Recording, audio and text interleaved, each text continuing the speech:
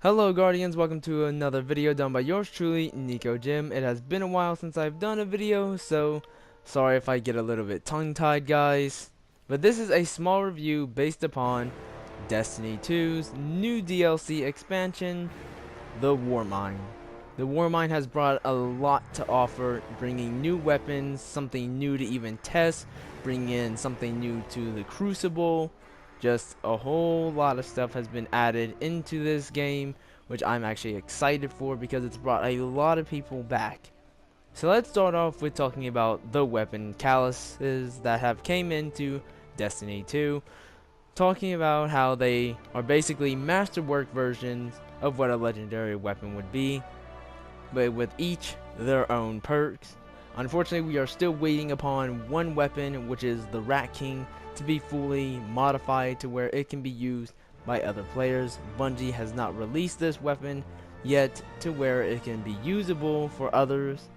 It should be a full auto sidearm, which I don't think we've actually seen any of those yet, so this is definitely going to be a weapon that is going to be unique of its very own. I'm excited. I know a lot of other people are excited, especially for those who use this weapon in PvP.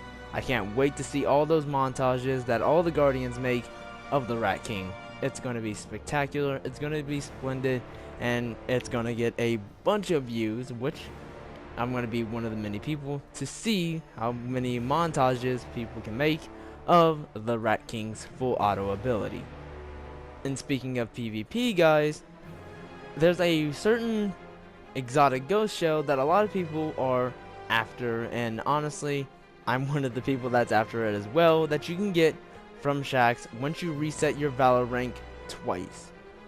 This little ghost shell is the one thing that a lot of people, or at least from what I've seen, a lot of people have been trying to get this, along with getting the Claymore. The Claymore is definitely one weapon that is unique of its very own, but so is this little guy.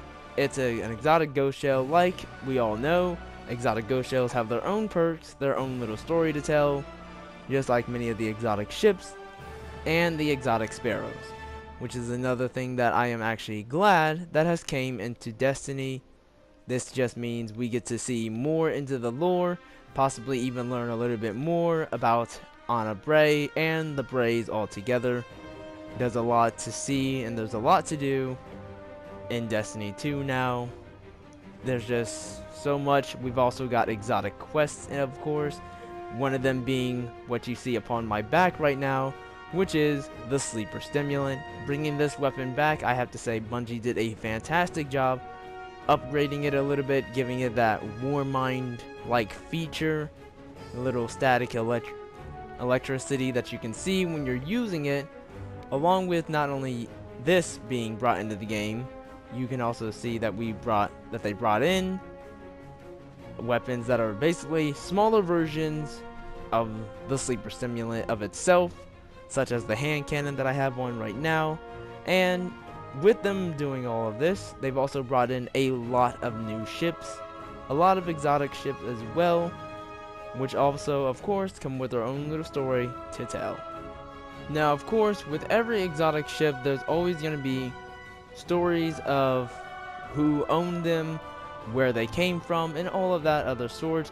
These exotic ships have given us insight more into knowing about, like, the Stranger and more of the Bray family, and when these ships, of course, have been invented, of course. Two of them being from the Golden Age, which is interesting to really know about. Another thing that I'm actually excited for that they brought into Destiny, I'm excited but at the same time I'm not, the Frozen Hive.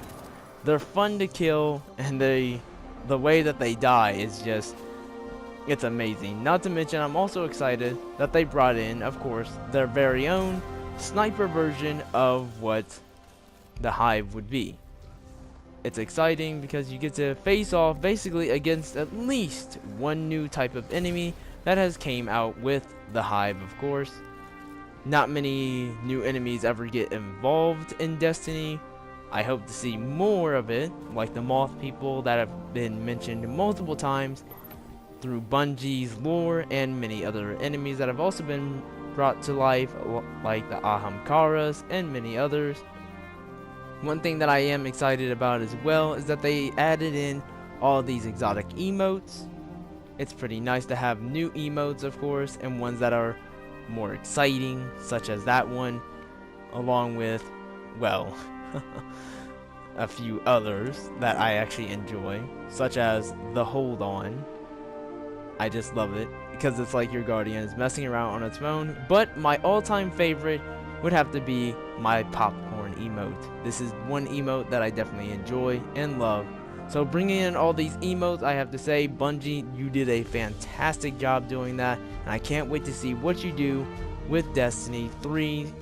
Nope, DLC 3, my bad. Again, like I said, I am stuttering a little bit due to the fact that this is my first video doing when I'm coming back. But anyways, moving on to that, another thing that I'm excited for them to bring back was, of course, Mars, just in general, due to the fact that I used to love going to Mars, just like many other people. This red planet is just beautiful. I love it. What I wasn't expecting, though, was all the snow.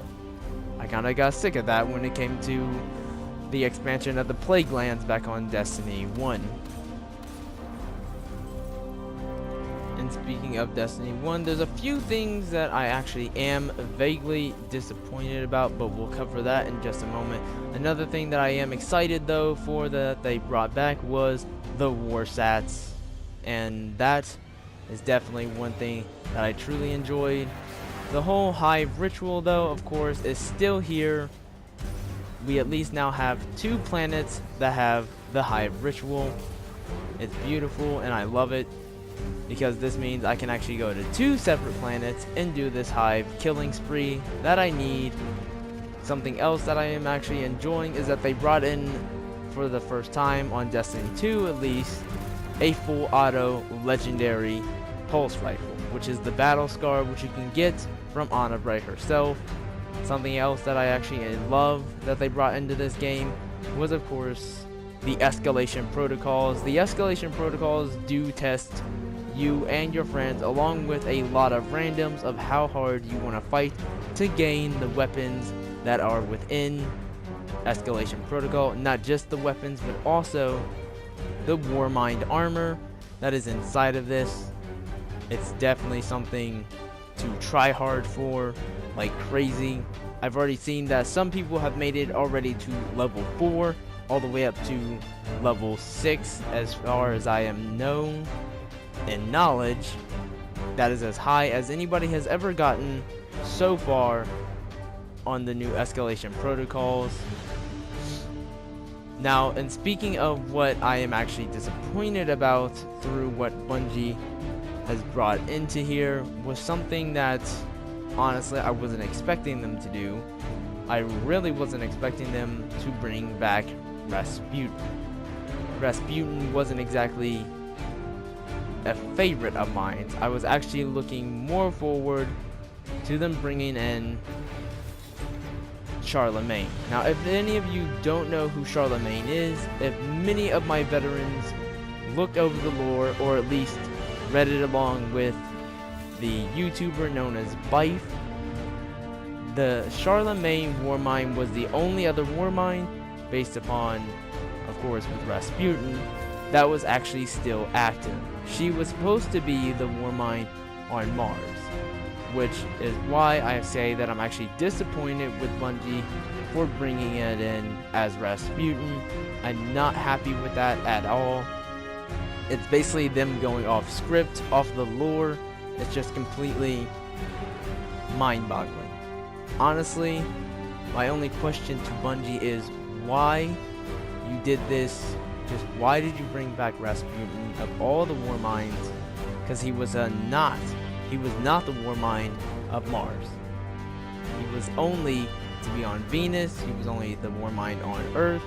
He was the only Warmind, I think, if I remember correctly. I can't remember actually right offhand where else he was the Warmind of. You at least know those were the 2 places that he was the Warmind of.